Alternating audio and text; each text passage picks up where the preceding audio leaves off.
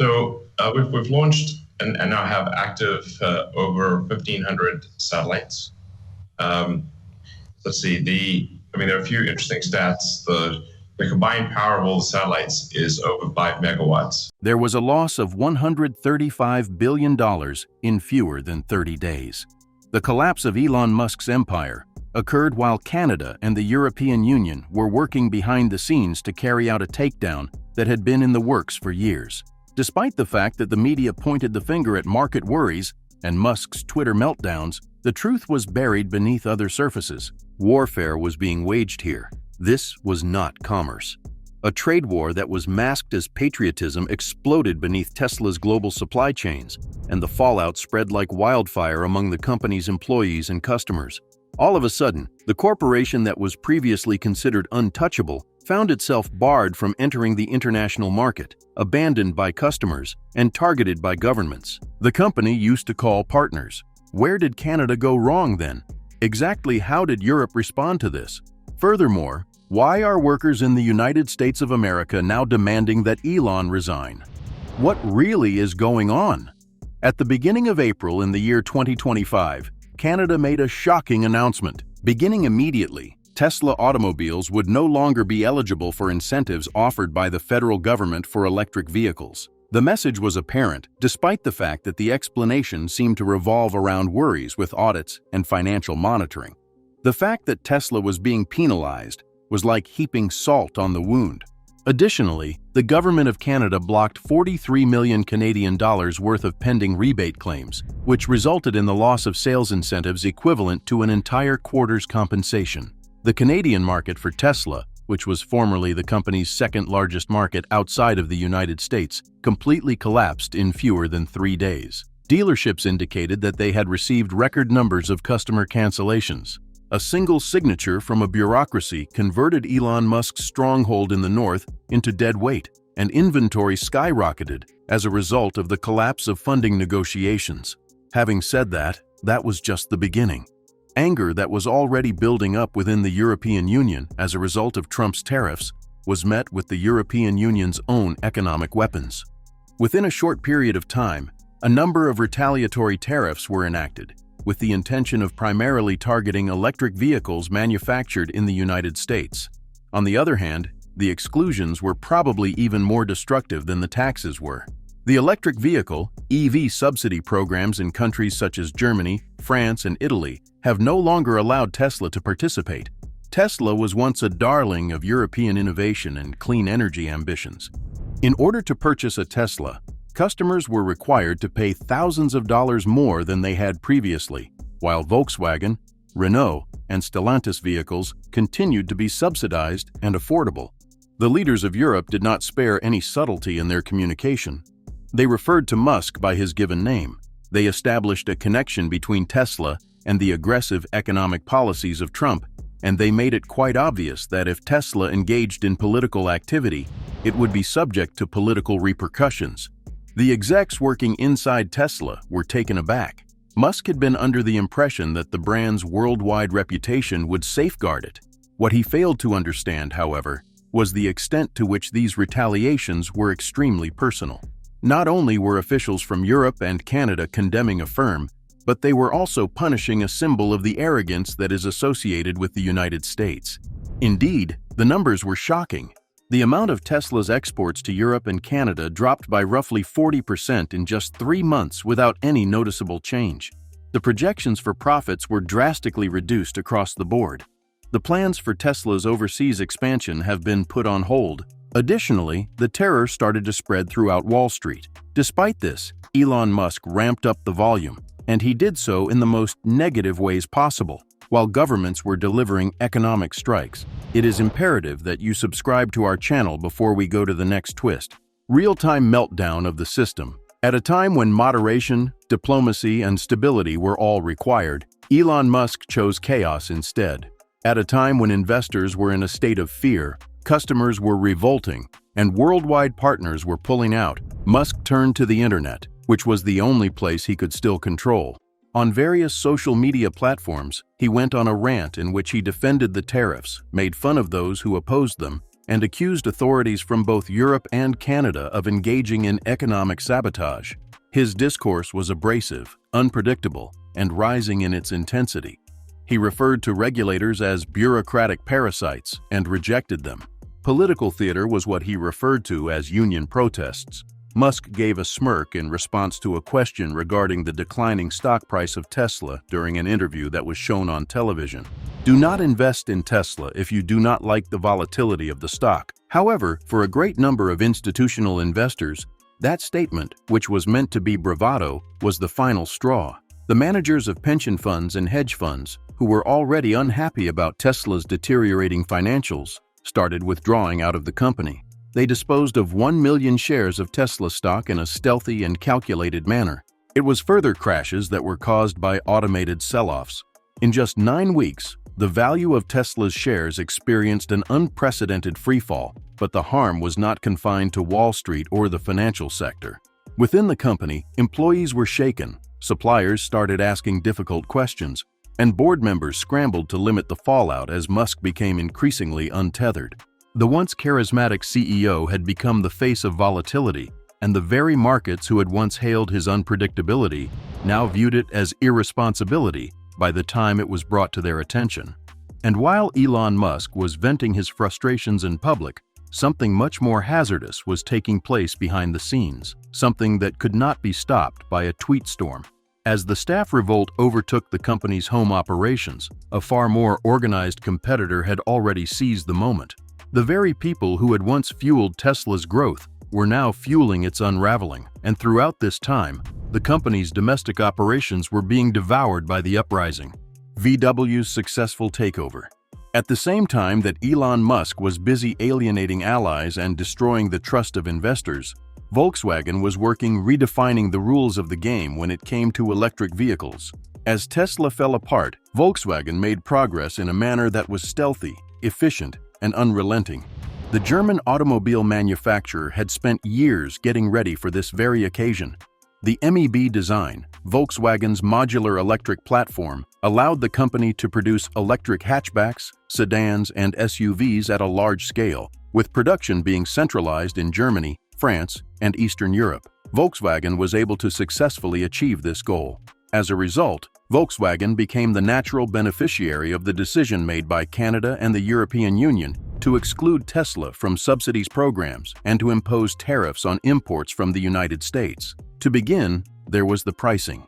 By removing the burden of tariffs imposed by the United States and by constructing an effective supply chain within the European Union, Volkswagen was able to reduce prices across its whole electric lineup. Middle-class consumers who formerly fantasized about owning a Tesla have suddenly discovered alternatives that are both inexpensive and stylish that are manufactured just down the road. The Model 3 and Model Y, which were manufactured by Tesla, became outdated overnight as a result of rising costs and the loss of subsidies.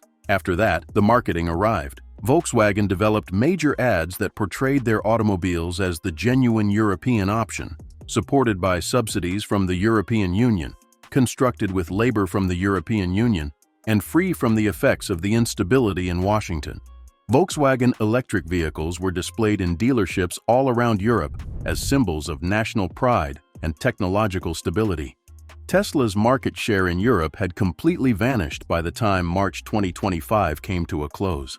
Volkswagen did not merely steal Tesla's consumers, rather, they stole Tesla's story for themselves. The German brand became synonymous with dependability, sustainability, and economic sovereignty due to its widespread popularity. In addition, as Elon Musk was attempting to put out flames at home, he was unaware that Germany had already sealed the gates to the rest of the world. But at the same time as Tesla was losing Europe, another danger surfaced. More rapid, more ravenous, and nearly halfway across the globe. However, a menace that was even more lethal was waiting for them halfway across the planet. Takeover of the world by BYD. At the same time that Elon Musk was preoccupied with news stories, political rivalries, and public outbursts, a rival was quietly carrying out the most devastating power grab in the history of the electric vehicle business. This rival was Build Your Dreams, a Chinese company that is more often referred to as BYD around the world. And at the same time as Tesla was still hurting from the reaction of the trade war and consumer revolts, BYD was rapidly closing in on Tesla, seizing the markets that Tesla believed it owned and doing it without breaking a sweat. It was not just BYD's scale that made it such a hazardous company. It was also its superior control. In the past, BYD has been a supporter of vertical integration. In contrast to Tesla, which continued to rely on relationships with companies located in other countries for the procurement of crucial components, BYD was able to produce its own battery, design its own chips, and refine its own raw material. As a result of this independence, BYD was largely protected from the trade ramifications that caused Tesla to become financially devastated. When Tesla's production lines were slowed down by tariffs, BYD just sped up their own assembly lines. Furthermore, by the time that Canada and the European Union closed the door on electric vehicles manufactured in the United States, BYD had already made its way past the front doors. BYD has begun to strike new relationships with governments in regions across Asia, Latin America, and Africa. These governments had previously considered Tesla to be a status symbol until recently. In addition to being consumer markets, these establishments were also part of the nation's primary infrastructure. BYD was given the responsibility of handling government fleet contracts in Indonesia, Malaysia, and the Philippines. Tesla was unable to get these contracts. Contracts for electric buses were modified in the countries of Kenya, Nigeria, and South Africa. For the purpose of constructing local battery manufacturing and assembly lines, BYD was successful in securing large tax benefits in both Brazil and Argentina. It was not enough for Tesla to simply lose. The company was being replaced. There was more to this global shift than merely a change in pricing or levies. In a world that was being shaken by economic uncertainty, the challenge was to determine who could give confidence and reliability. It was believed that Tesla was unstable, both in terms of pricing and leadership. BYD, on the other hand, had the movement of a stealthy juggernaut, a competitive pricing structure, a robust warranty, a local production agreement, and something that Tesla was no longer able to provide, political neutrality, were all included. Governments that were sick of the unpredictable trade policies of the United States of America wanted to collaborate with a corporation that was not connected to Elon Musk's political baggage.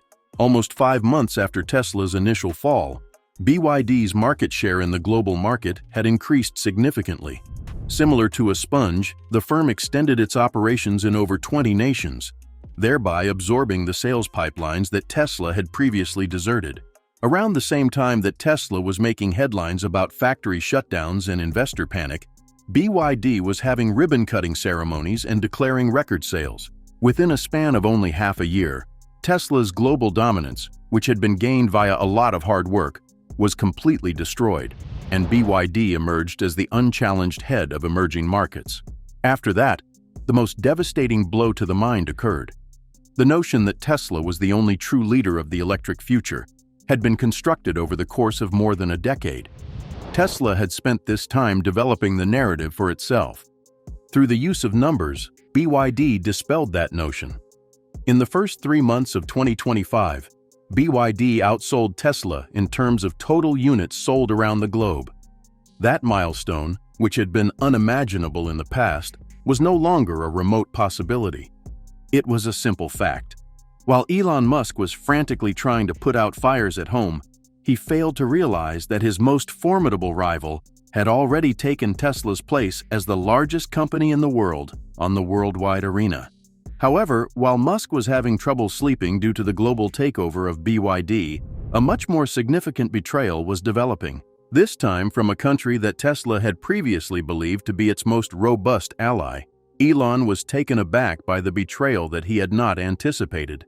Canada's final strike emanated from the northern side of the border. Following a period of months during which trade conflicts and retaliatory tariffs escalated, Canada made a shocking decision that rocked the entire automotive sector across the world. The shipment of essential minerals to any American automaker that is linked to political meddling or economic retaliation was prohibited by legislation that was passed during an emergency session of the Parliament.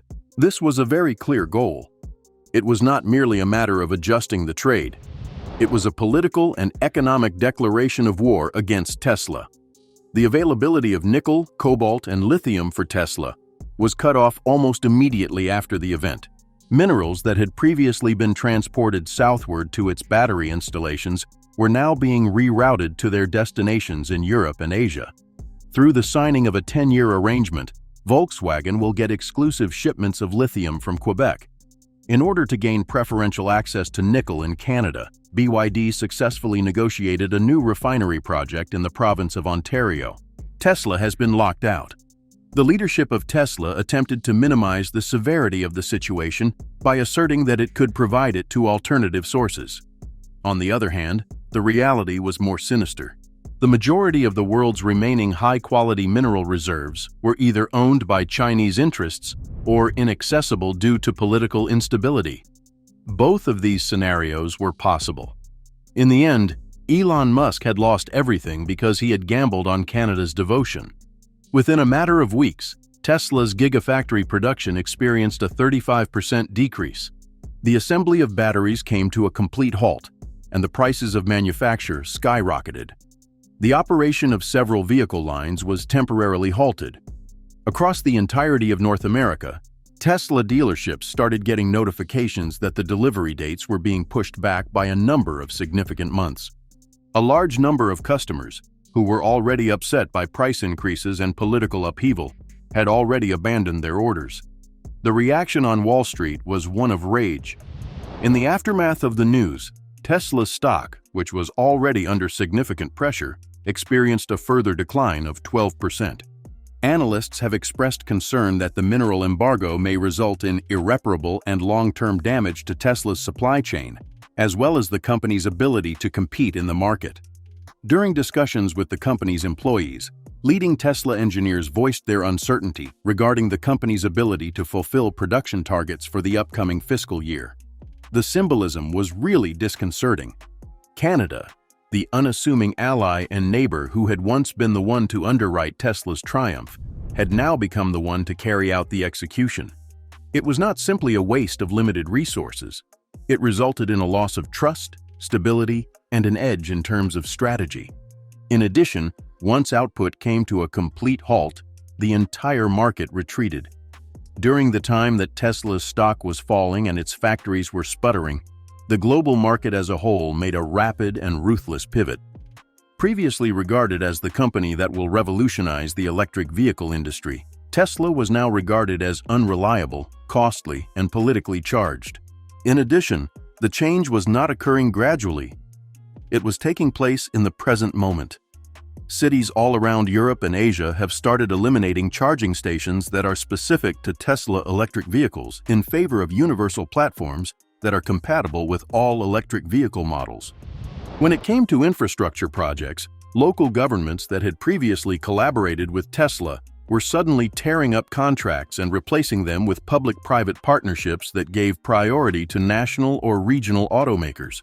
The Tesla superchargers that were located in Canada were gradually removed in favor of co-branded stations that were shared between domestic electric vehicle businesses and European partners. Contracts with fleets, which were formerly a reliable source of volume sales, were the next thing to be eliminated. Companies that provide delivery services, law enforcement agencies, ride-hailing services, and government agencies started canceling their orders for Tesla vehicles and replaced them with orders for brands such as Renault, Volkswagen, and BYD. After being subjected to political pressure, the United States Postal Service decided to halt all further Tesla purchases, citing worries with the integration of software as the reason. During this time, the federal governments of Mexico and Brazil began purchasing automobiles from companies that were not based in the United States. Even megacorporations started to withdraw their support. Tesla was removed from the preferred vendor lists of a number of enterprises, including IT corporations in Asia and financial institutions in Europe. The leasing programs were put on hold, and to add salt to injury, a number of national insurance groups have increased premium rates for Tesla automobiles, citing the instability of the manufacturer, the availability of parts, and the volatility of the market. It was not just that Tesla had lost sales, it had also lost its relevance. Aspirational brand that was leading the way towards a cleaner future was no longer the case. It had become a cautionary story. A firm that had risen too quickly, relied too heavily on political protection, and ultimately collapsed under its own weight. The abrupt shift in tone was very unsettling. The question, "Is Tesla the next Nokia?" is now being asked in headlines published by industry media that used to cheer each and every Tesla earnings report. Alternative electric vehicle stocks were supported by influential financial figures. According to analysts, Tesla is a fading leader in a market that no longer waits, and they encouraged their clients to diversify their portfolios away from the company. However, the most significant uprising was not a corporate one. Rather, it was a human one. The workers rebel against the machine, which is known as the labor rebellion. In the past, Tesla had always presented itself as a company that was innovative, fast, and had unstoppable growth. On the other hand, none of that would have been possible without the laborers who toiled away in its factories around the clock. In Nevada, there are clean rooms, and in Fremont and Austin, there are sprawling plants. I have seen it all. The rapid ascent of Tesla was propelled by the labor force of the United States. The same workers, however, became its most ferocious adversaries in the year 2025. At the Gigafactory in Austin, Texas, the earliest indications of a rebellion originated from within the facility. Workers have received reports of mandatory overtime, pay that have been frozen, and an increase in safety infractions. There was a decline in morale. The strain reached a breaking point when it became public knowledge that Tesla's stock slide had wiped off millions of dollars in employee stock option value.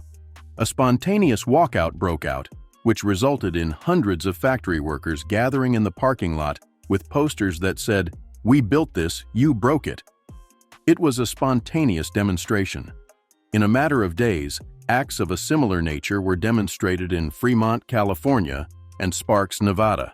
Union organizers who had been barred from entering Tesla's facilities for a long time finally got their opportunity.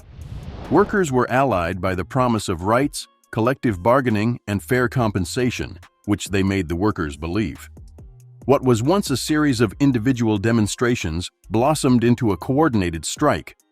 The answer that Tesla provided was severe and prompt. There were then lockouts, firings, and threats of legal action. On the other hand, rather than putting an end to the uprising, it fueled it. Videos of employees being led out of the building by security personnel went viral. The public's viewpoint shifted. An outpouring of messages of support was initiated by labor unions all around the country. As of the beginning of May, almost 20,000 Tesla employees have gone on strike. The production lines came to a halt. Automobiles were left incomplete. While national media outlets were covering the escalating issue, executives were frantically trying to control the damage. There was a significant movement in popular sympathy, beginning with Elon Musk and moving to the workers on the production floor, according to polls. This was not merely a quarrel between workers. A national reckoning was taking place. Tesla, which had once been a symbol of innovation in the United States, had become the spokesperson for corporate arrogance. Workers who had previously taken pride in constructing the future participated in a march while carrying banners that read, "No future without us."